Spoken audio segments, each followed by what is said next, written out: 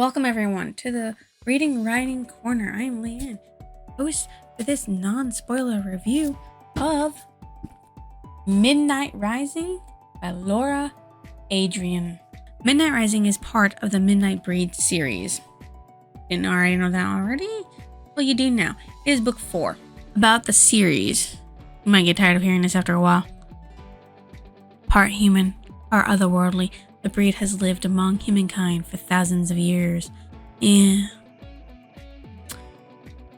maintaining a tent of peace built on secrecy, power, and the dark justice carried out by the formidable warriors of the Order. But now, a blood war within the race is set to ignite. Vampires are going rogue in startling numbers, feeding without discretion, killing humans in the streets. It is up to the Order to stop the spreading threat of rogue domination. And in doing so, each of the warriors will be forced to confront private demons, darkest secrets, deepest fears. Some will know triumph, some will know loss, but each warrior can count on one. Love, when it finds him, will often come at the worst possible moment, the least likely woman, and it will bring each of these powerful to his knees. What made me read this book? It's simple. It's part 4 in the series, and I wanted to know what was going to happen. KK, would you stop? I also wanted to see who the next couple were. And wow, let me tell you. Thank you, Laura Adrian, for not stringing me along very much. Okay? The blurb on the back says, in a world of shadows and dark, consuming hunger, desire is the deadliest weapon.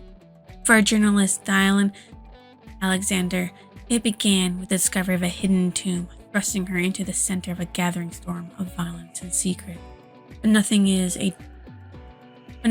as dangerous as the scarred, lethally seductive man who rises from the shadows to draw her into his world of dark desire and endless nights. Fueled by pain and rage over a shattering betrayal, the warrior Rio has pledged his life to the war against the rogues. He will let nothing stand in his way, least of all a mortal woman with the power to expose the entire vampire race. For an ancient evil has been awakened and a stunning darkness is on the rise.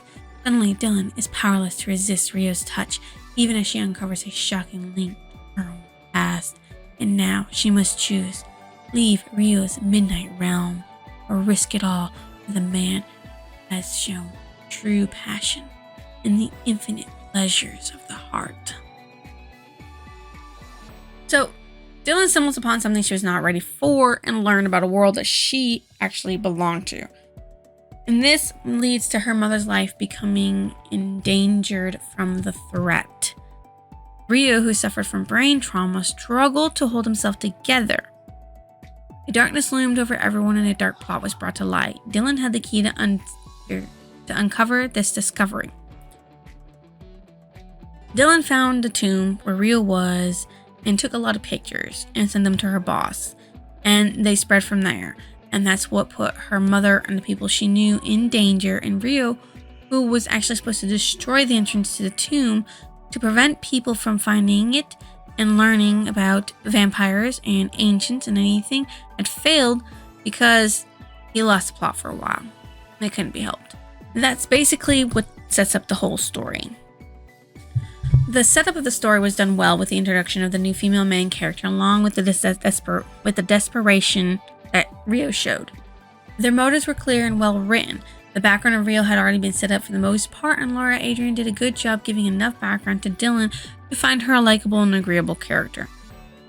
The characters react like normal people in their given situations, including those who are used to the supernatural world, such as Gabrielle now, Tess, Elise.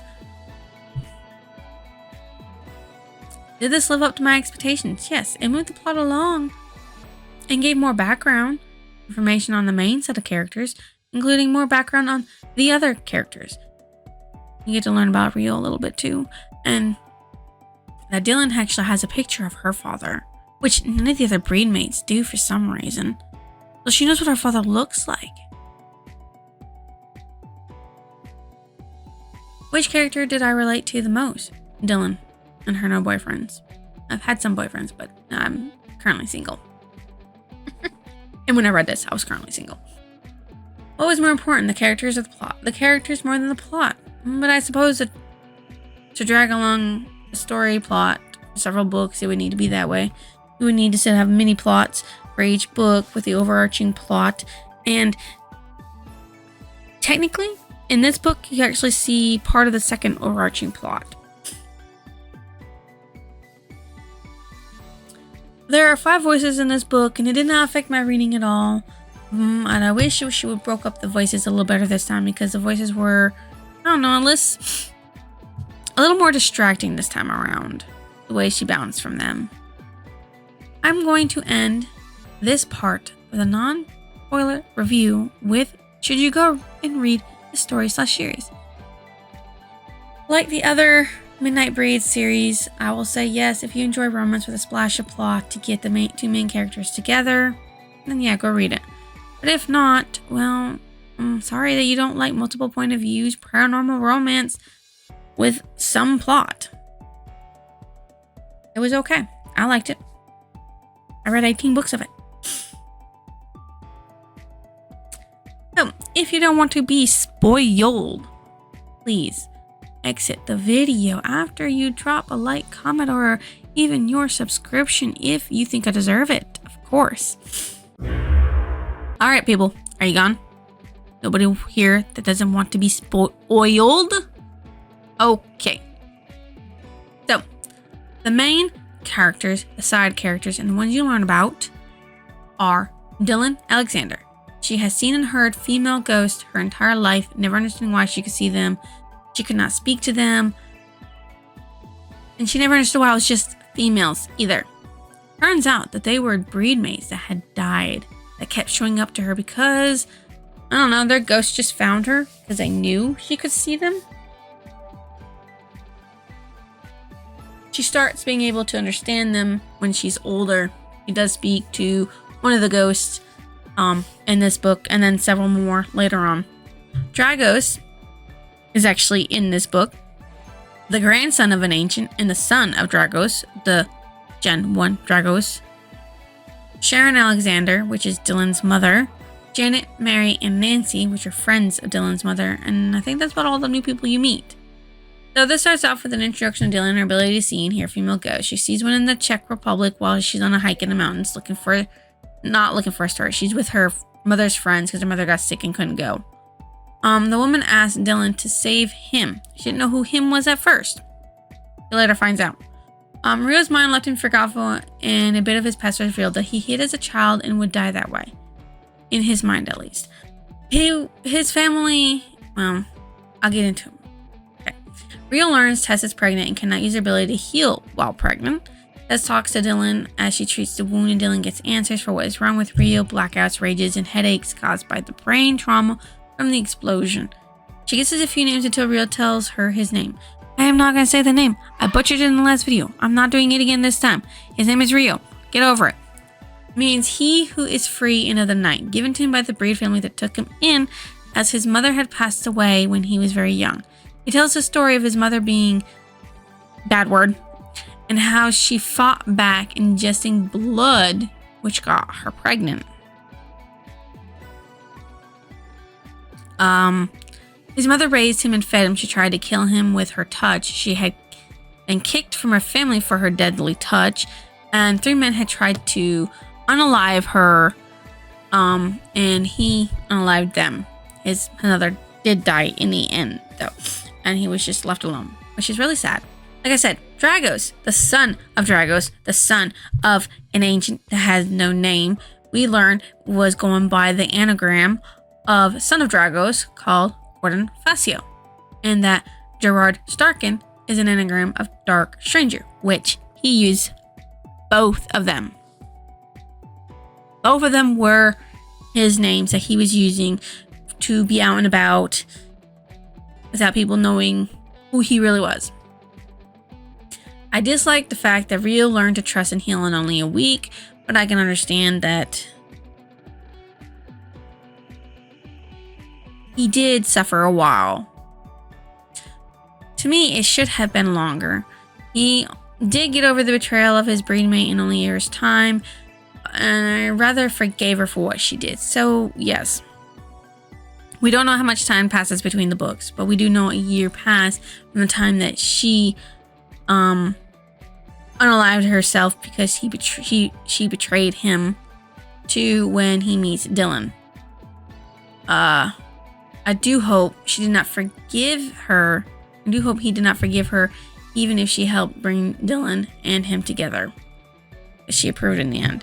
The POVs for this story that I mentioned earlier are actually Dylan Alexander, Sharon Alexander, Rio, Gideon, and Dragos, who is the second main bad guy.